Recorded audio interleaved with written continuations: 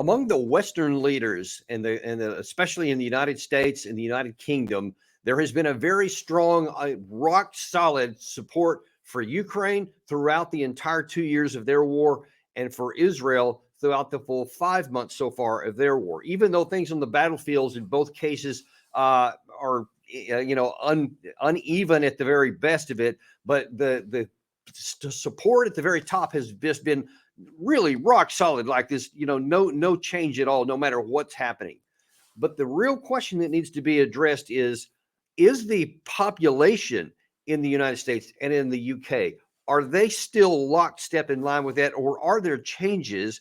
Because there is growing evidence that the people on the ground in each of these countries are starting to be more aware of what's actually happening on the ground in Ukraine and on the ground in Israel, and especially in the Gaza Strip there. And as we always talk about here on this channel, it matters what happens on the ground is what most matters in terms of what you're trying to do. If you have a policy or a preference of any kind that you want to occur that can't be existing on the ground in reality, then that policy has to change. But as politicians very often are, they're very slow to want to do something they don't want to do, even if reality tells them they should. But there are certain checks and balances in our systems, which takes a long time for them to work, but sometimes belatedly, they do start to impose their will so that the people actually do have a chance. And those who are the elites at the top can't just continue to run roughshod over them indefinitely. And one of the places we've seen this very recently, I've actually seen a bit of it in both the UK and in the US. And we're going to talk about how that's manifesting and how it's playing out. And we have a real treat for you today. We have Ian Puttock coming to us from London right now. And this is being recorded on Friday night. And we'll be playing this on Saturday. But he's there right now, pulled off to the side of the road to be able to talk to us. Ian, welcome to the show. And by the way, just for those who may not know, Ian is one of our loyal viewers who we have fostered a relationship with, and he's got so many great ideas. We finally just had to have him on the show. And Ian, welcome to this side of the camera. Oh, absolutely delighted, Daniel. Thank you so much for inviting me onto the show. And if you could please just tell us a little bit about who you are, because you're a businessman in London and you have some engagement with Buckingham Palace, as I understand. I couldn't possibly comment. I have two small businesses. I run a plumbing company here in London, and I also have a small gin distillery. So we supply Buckingham Palace, the House of Lords, Ministry of Defence, NATO. People always say, where can I get your gin, whiskey or rum? And I always say, in the places that normal people don't go, because normal people don't go to the House of Lords. But yeah, it's great fun. It's great fun. Well, one of the good things is, though, all those places you go, you may not be able to get the whiskey, but you do get the information. So I know you can't comment on that. Won't want to put you in a position that'd be bad for business. Absolutely. But there are some things you can talk about, and that's things that you have personally participated in. Yeah. And one of the things we're going to talk about right off the top of the show is what's been happening politically on the ground in terms of these wars among the population in the UK, because there seems to be a shift going on there. And there has been a huge, almost an earthquake politically within the last week or so in the UK, in a place called Rochdale, which is a relatively small place, and not many in America had even heard of it before this. But there was a big election there because it was been one of the members of Parliament had died of cancer, I believe it was, and so there had to be a special election, and that was won by a guy named George Galloway. Now, some in America may remember a really famous engagement with George Galloway in the U.S. Congress, and I think it was 2005. Ian, correct me if I'm wrong, but he was being accused of all kinds of horrible things by the U.S. Congress, and they brought him there to testify. And as I recall, you told me it didn't go very well for our side. He absolutely took them apart, and it was. You can see the clip online. Put George Galloway versus Congress. And we're going to put that link in there for anybody who wants to watch it. We're going to put that link in the description below. So I recommend you go and watch that. It's amazing. They hadn't done their due diligence. They had no idea who they were talking to and what they were going to get. They had no idea at all. He wiped the floor with them. It's not an exaggeration, I don't think. No, I've seen the clip, and that is no exaggeration. If anything, it might be an understatement. It's an embarrassment that we went to such lengths to make those claims. and then he just brought out the facts and kind of silenced it from there. But so he's also a firebrand in the UK, and a really figure that generates lots of love and then lots of hate as well. Yeah, of course. And he is very confident, very self-confident in himself. But he won this election in Rochdale about a week or so ago in a major way. I mean, just blew out everybody, all the major parties. And I'm going to play a clip in a second where he's going to talk a little bit about that. But one of the biggest enemies he made was Prime Minister Rishi Sunak, who accused him of quite a few things. It is beyond alarming that last night the Rochdale by-election returned a candidate who dismisses the horror of what happened on October the 7th, who glorifies Hezbollah and is endorsed by Nick Griffin, the racist former leader of the BNP. Yes, you can march and protest with passion. You can demand the protection of civilian life. But no, you cannot call for violent jihad. You can freely criticize the actions of this government, or indeed any government. That is a fundamental democratic right. But no, you cannot use that as an excuse to call for the eradication of a state or any kind of hatred or anti-Semitism. Now, when George was asked the next day after he made this comment, he was asked on a couple of different channels, and I'm going to play on both here. But on the first one, he just says, yeah, there's no truth to this at all. This is just because they're afraid. And here's what he said. It's just a lie.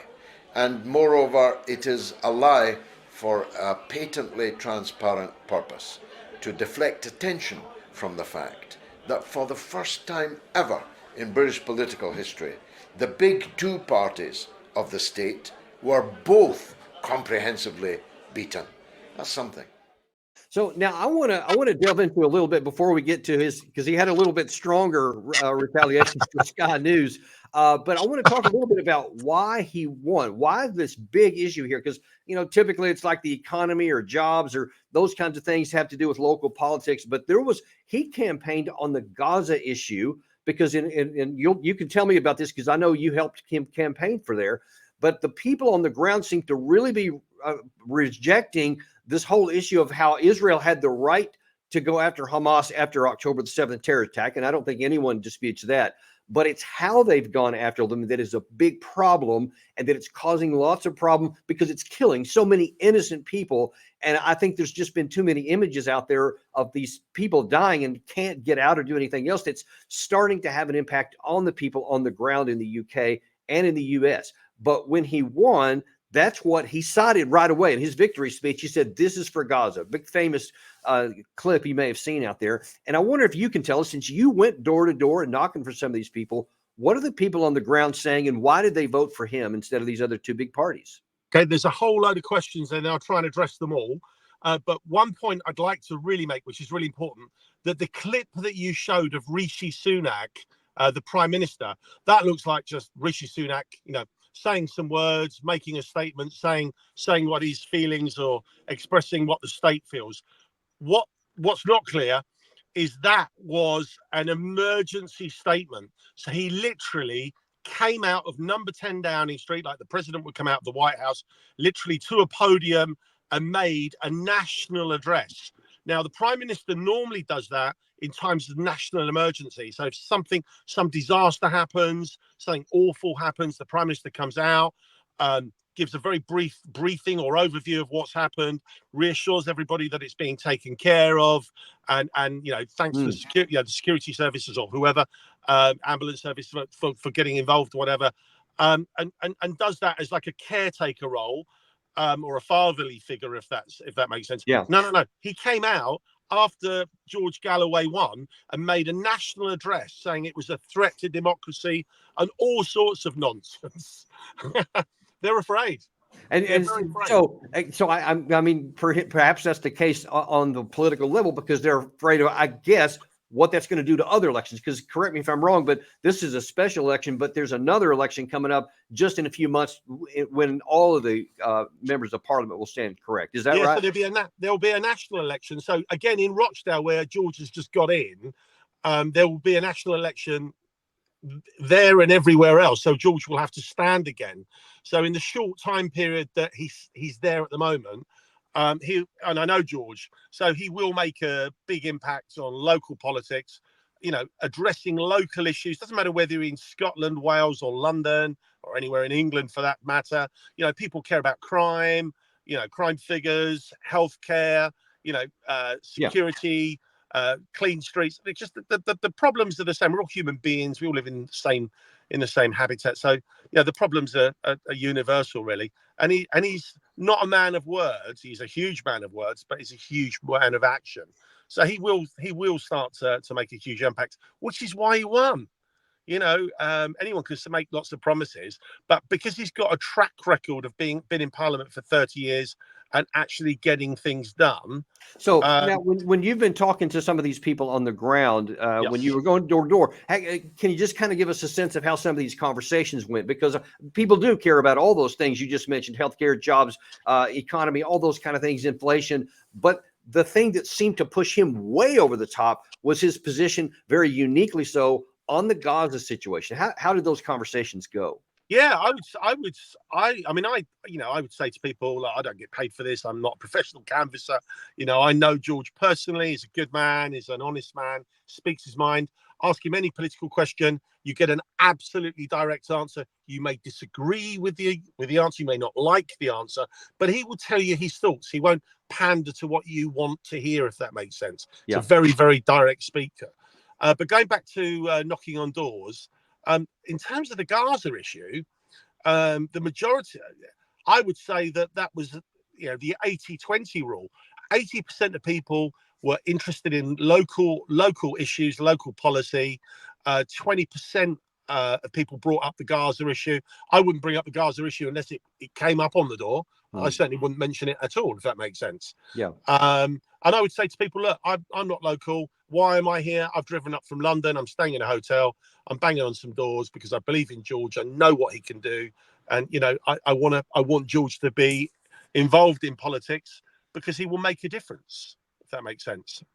It did. But so if ordinarily it's all those other issues you mentioned, the 80% that determine a vote, what is it that separated George so much that he got nearly double the next closest person? Well, I think I'll give you two answers to that. They're both obviously connected. So, why did Rishi Sunak, the Prime Minister, come out and make an emergency statement? Well, obviously they're afraid. That's the simple answer, and that's true. But it also shows how disconnected the status quo is, the powers that be, the state. How disconnected they are from just everyday people. So, in the UK, the UK politics scene is dominated by the Conservatives and then Labour. If you look at them analytically, there's a cigarette paper between them. Their policies are the same. Their policies on Ukraine, on Gaza, for example, they wouldn't dare ask for a ceasefire, are the same. And they just don't really engage and connect with working people. George is a working man. He's a bit of a firebrand. He stands up for working people, and people are interested in that. People, I mean, if you're in business, there's an old saying, and it happens to be true. People buy people first. You buy from people that you like. You buy from people that you trust. And George is right. a politician.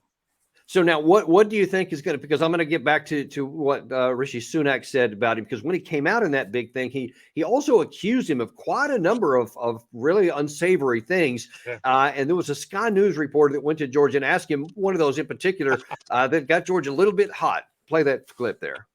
The specifics that the Prime Minister said about you this evening, he said that you backed Hezbollah. Is that true? I don't know what that means, backed Hezbollah. I oppose Israel's occupation of Lebanon, and I respect the right of people in occupied territory to resist their occupier. Jeff, I think that's one of the issues, and as we're about to see, that's starting to have an effect here in this country as well, and it appears to be kind of across the board among the Western people getting down there. And it seems like our politicians had made already a decision of where things are going to go, and they haven't bothered to talk to the people. They might want to change that, because if that's happening right there in Rochdale, and again, if it had been just a little bit of a victory, maybe it wouldn't be that big of a deal. But when it's like nearly double, blowing out of the water somebody who's not from either one of the major parties, that should get more people's attention, that the people actually care about this. Now, as we're going to see now, let me cut to the other side of the pond here, because tell me if you see any consistent issues here. First of all, I'm going to show you a clip that was about a recent report that CNN itself, who of course has been one of the major mainstays here, that has been with the status quo, the mainstream media, especially what the issue in Gaza has been. It's always been, Hamas, and everybody in the Palestine is all associated with Hamas, and what happened on October 7th, the Israelis were a victim of that. So everything they're doing is okay. That's kind of how things were being pitched. But just looking at the videos, the people have started to come to a different conclusion as well, it turns out, as has the regular people at CNN. Employees and are speaking, I think, to The Intercept, and just said that that we are pushing back at the London bureau about the pro-Israel bias in CNN's coverage. And in this Intercept piece, it was also revealed that Christiane Amanpour was a part of the group of journalists and CNN workers who confronted management here. We're seeing a lot of this. There was a video too of a Google employee standing up in the middle of maybe we can play that tomorrow. Yeah. In the middle of a presentation, basically saying, I will not support any of this technology being used for genocide. And so when there is this suppression, it's often employees who are speaking out and trying to oppose what their company is engaging in. And so even at CNN, the regular people, not the big important executives who are making the call and the shots, they're even seeing it. So that now then they're rebelling against their own people inside. So you see George there was rebelling basically against the status quo politicians. And now we're seeing it play out like that here in the United States. So you may have seen about a week or so ago in Michigan, there was a big protest vote against Biden in the presidential elections, where over 100,000 people voted uncommitted instead of for Biden because they don't like his policies on Gaza. Didn't get much of attention because there's nobody else running in the Democratic primary, so it was kind of ignored. Well, on Super Tuesday of this week, it happened again actually all across Super Tuesday, but especially in Minnesota. Calls for a ceasefire also resonated at our capital and across our state this morning as results of yesterday's Democratic primary came in. We learned that nearly 1 in 5 Democrats who voted yesterday chose to vote uncommitted. That's a protest vote to President Biden's policy in Gaza and their call for a permanent ceasefire with that vote.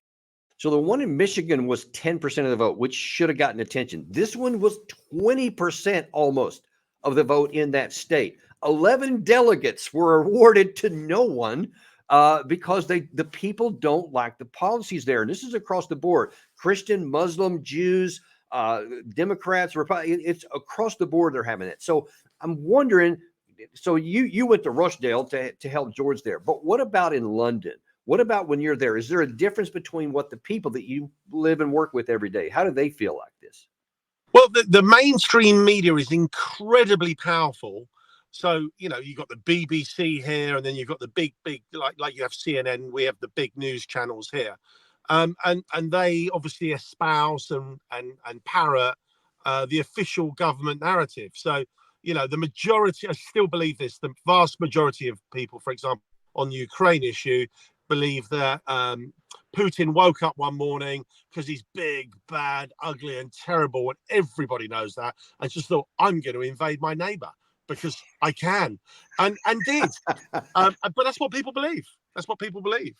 They have no idea about the history, the provocations from NATO and America and Great Britain. They're just not aware of it. Just not aware of it. So do you think that because George himself is unique and in Rochdale, that there was that change, that different electorally, or will other candidates see his success there and try to export that and then also try to reach out to the people and get that? Or is it going to fall on deaf ears in London, do you think? Good question. When I say London, London is mirrored by any of the big, the big cities like Birmingham, Manchester, the major cities. I think people live busy lives. they are hugely influenced by mainstream media. Where George will score points, and people like George, is that George with the Workers' Party, that's his political party, they will field independents to split the vote with the up and coming elections. So watch this space. There could be lots more independent people in Parliament, which can only be a good thing. Yeah. Can only be a good thing. I'm going to digress, but there is a reason for this, and I'll explain what it is. I'm going back, oh gosh, over 10 years ago, I was setting up an online business. I was trying to set up an online business, and I had some really specific marketing questions that I didn't know the answer to. So I wrote to a guy called Lord Tim Bell. Now, all the golden oldies like me will remember Margaret Thatcher. Well, Margaret Thatcher's right-hand PR person was Lord Tim Bell. I don't know if you've ever heard of a big marketing company called Saatchi and Saatchi. He founded that. He created that company. So I wrote to him and just said, look, I'm small time and I've got these particular marketing questions. Is it possible to have half an hour of your time? And he wrote back to me and said, I'd be delighted to take you for lunch. And he took me for lunch and he wouldn't let me pay. And then he invited me back to his office and I was there till 7 o'clock in the evening. We were just chatting about 9 million questions for him. And I said to him, if you're a marketeer, how do you keep your ideas fresh? Why don't we just say, well, I'm going to apply the ideas to Danny's business, the same to Colonel McGregor's business, the same to Scott Ritter's business. How do you keep it fresh and differentiate it? And he said that the secret to it is always surrounding yourselves with creative people that have differing opinions. Otherwise, if you show all your friends, they'll go, yeah, Danny, that's a great idea. Ian, that's a fantastic. And they tell you what you want to hear. You don't want that. You want dissent. You want people to say, Danny, that's a great idea, but I don't think it's going to work because of A, B, C, and D. And then from that, we can discuss A, B, C, and D and try and get to a point where we get somewhere. And that principle applies to politics. George goes in there, says he doesn't follow the mainstream narrative. He's not anybody's parrot. And if you watch his videos, you'll see that. And he creates. So I always say to people, and I said this to people on the doors, even if you disagree with him, I don't believe this and I don't agree with this or whatever, that's all fine. That's part of our democracy. But however, you need somebody to stimulate things and stir things up so that stimulation becomes creative. Because when you debate things start to happen. But if people are all compliant, now, it seems though that it seems that the powers that be in the prime minister must be afraid that could happen, that they could lose some power or prestige because others could come in with those dissenting voices, and that they apparently fear that the people could listen to them, which I think explains why he came out in this emergency setting to try and basically tar George Galloway so that no one would want to listen to him and therefore would not listen to any of these other potential upstarts. Is that close to what you think happened? Absolutely. And I've heard that it's not this. Some friends, a podcast I went on in New York, the guy said the problem with you guys, talking about us over here, is too much democracy is a problem. And the irony, excuse me, the irony is, so we've got the big general elections coming up later this year that we just touched on. So all of the leaders of the various political parties, the big ones, their leaders will campaign to be prime minister. And when you vote for the party with the most votes, for example, their leader becomes prime minister. Well, the current prime minister, Rishi Sunak, no one voted for him. So he was an MP, so he'd been voted to become an MP. Liz Truss, who was the previous prime minister, who lasted a few months, she was so rubbish, her own party kicked her out and anointed Rishi Sunak. So Rishi Sunak has no mandate from the people, yet he lectures the British on democracy. So George Galloway, who got more votes than Labour, Conservative, the Lib Dems and the other ones I've forgotten. Yeah. They're so boring, I forgot their name, as George would say. All right. So the top four, he got more votes than all of them combined, which gives him the strongest mandate you could get. Yet that is a threat to democracy, says the man that was unelected. I mean, you couldn't make it up. Right. I mean, it's funny. It's funny. It's actually a joke. Well, and as it turns out, a lot of things that happen over there seem to be happening over here, because in our country here, you have President Biden, who just got sent two pretty strong shots across the bow by his party, by his voters in Michigan, and then again this past Tuesday on Super Tuesday in Minnesota, as well as some other places. Yet when it comes time for his big speech at the State of the Union last night, he is doubling down on all the things he has said on both Ukraine and Israel, as we see here. If the United States walks away, it will put Ukraine at risk. Europe is at risk. The free world will be at risk, emboldening others to do what they wish to do us harm. My message to President Putin, who I've known for a long time, is simple. We will not walk away. As we look to the future, the only real solution to the situation is a two-state solution over time.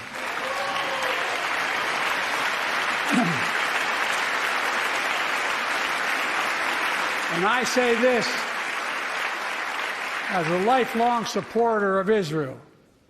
My entire career, no one has a stronger record with Israel than I do. I challenge any of you here. I'm the only American president of Israel in wartime. But there is no other path that guarantees Israel's security and democracy. So he's basically saying, look, I know what you guys were saying. You want a ceasefire in Gaza, but I'm going to just pretend like I want this two-state solution, and I'm supporting Israel. So he's basically not listening to him. He even said elsewhere that he thought it was really important. It was bad, rather, that so many Palestinians were dying. But he didn't even take any rhetorical action to say, I'm going to hold Israel accountable for it at all. So he's not making those people happy. Now, aside from those votes that have just happened here in the last week or so, you have a couple of polls that have come out on both of those topics here in the U.S. anyway, that 77% of Democrats and 69% of independents are for an immediate ceasefire in Israel. So the very thing that he claims to be doing but has taken no action, 77% of his party wants that action there. And yet so far he's trying to do everything he can to avoid doing it. Similarly, 70% of all American voters want a negotiated settlement in the Russia and Ukraine war. They don't want us to just go on forever, to just support them as long as it takes, to keep going with war. And yet that's what all of the elite, you see, even at CNN, they're pushing back on that. The elite are still trying to stay over here while the people seem to be pushing over here. And I think that if these officials don't pay attention, whether it's Rishi Sunak and his party over there or President Biden and his party over here, they may find they're surprised when it comes time to the next election that the people may finally say, enough of you guys. I'm going to look for somebody like George Galloway that's going to do what we want them to do. Do you see any sense of that happening on your side? Yeah, absolutely. I mean, Rishi, I'm not a betting man. I'm not a gambler. We talked off camera. I had a very strict religious upbringing. We won't talk about that here, I can assure you. But otherwise you'll go to sleep and I'll be banned from your channel. But yes, I'm not a gambler, never gambled. But I can predict 1,000,000% Rishi Sunak is toast. He will not be the next prime minister. Wow. I would put my house on that. I'd put my house on that. No problem at all. Because they're so disconnected. They're so disconnected. I mean, George Galloway, I won't use any profanities on your channel. He says, talking about the Labour leadership and the Conservative leadership, he said they're both cheeks of the same backside. I won't say the word that he uses. It's much funnier and more appropriate, but yeah, but you can see where that's going. They're out of touch. Yeah, and it's incumbent upon them to start being in touch, to start paying attention, and to adjust policies to the people that they're governed. And it's definitely on the United States here. And I think some in the Republican Party seem to be tracking on this personnel issue of what the people are thinking, and they do seem to be changing their policies, what they're doing. If the Democrats want to win, they're going to have to change some policies too. But that's going to require the elite to do something they don't want to do, which is listen to the people. No. But that's one of the things about democracy that does still, even though it takes a long time, eventually, if the people get sick enough of these elites and the elites don't listen to them, they're going to take action because they do get to pull that voting lever. And look, that's the reason why Trump got elected in 2016 in the first place, because there was this whole raft of popular and famous Republicans that were running against him. Some of which, like George Bush's brother, the Bush family, they had all this money, and others that had the pedigrees and millions of dollars. They got blown out because the people were sick of it. And like George, Trump was a non-politician or non-typical politician, spoke his mind, was rough around the edges, and somebody's looking for that. And I think that if either of the parties on either side of this pond want to win in the next election, they better start listening to you. It's true. It's true. I will get George on your show, I promise. Yeah, well, of course, we would love to have him on here, and hope that works out sometime soon, because I know a lot of people on this side want to hear some directly from him. And so we'll see how that works out. But listen, Ian, I don't want to hold you up anymore. I know you've been pulled off to the side of the road there in London before you're trying to get home. We really appreciate these insights. They're absolutely fascinating. We will be watching very closely for how these elections in your country go, and we'll definitely be tracking them, how they go on this side. So thank you so much for coming on today. Absolute pleasure. Thank you. Thank you for inviting me. And we thank you guys for watching us today. And look, like always, we are unintimidated and uncompromised to bring you all the information you need to make sense of the world around you. And you can count on us giving you the truth. And listen, one of the ways that we're able to keep having these shows and having these great guests on that you see here is because you guys subscribe to us. That's the way we don't have to worry about charging anything or so. So we ask you to subscribe, share to your friends, share the wealth here, and we will look forward to seeing you next week on Daniel Davis Deep Dive.